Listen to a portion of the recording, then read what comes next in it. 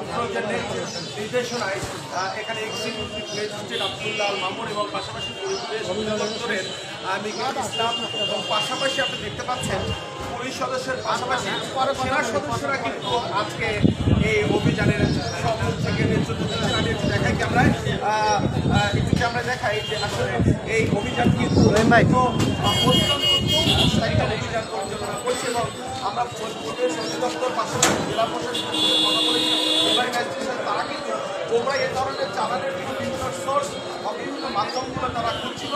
এক পর্যায়ে আজকে এই একটা বিশাল একটা অভিযান, যে অভিযানে প্রায় 60টি গোডাউন থেকে আলাদা আলাদাভাবে 60টি গোডাউন থেকে প্রায় 300 মেট্রিক টন পলিথিন জব্দ করেছিল। দেখতে পাচ্ছেন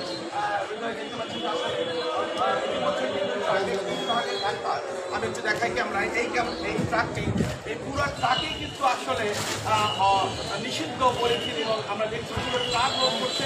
আমরা ক্যামেরায় দেখানোর চেষ্টা করছি প্রায় 2 ভাগের 2 ভাগই লোড হয়ে গেছে। আমরা আসলে এই নিষিদ্ধ পলিথিনের ব্যাপারে সাধারণ অল্প সময় আমরা কথা বলেছি, তারা কিন্তু বলেছে যে আসলে পরিবেশ নষ্ট করার যে এই যে মহান জম বলে তাদেরকে এবং কিছুদিন আগে আমরা পরিবেশ এবং আমরা উপদেষ্টার সাথে আমরা একটা বক্তব্য শুনেছি, একটা যুদ্ধের চলে যায় কিন্তু যুদ্ধের কথা হয়তো 10 বছর শেষ হয়ে যায়, কিন্তু এই পলিথিন 100 বছর ওই দেশ এবং জাতিকে ধ্বংস করে। সেই ক্ষেত্রে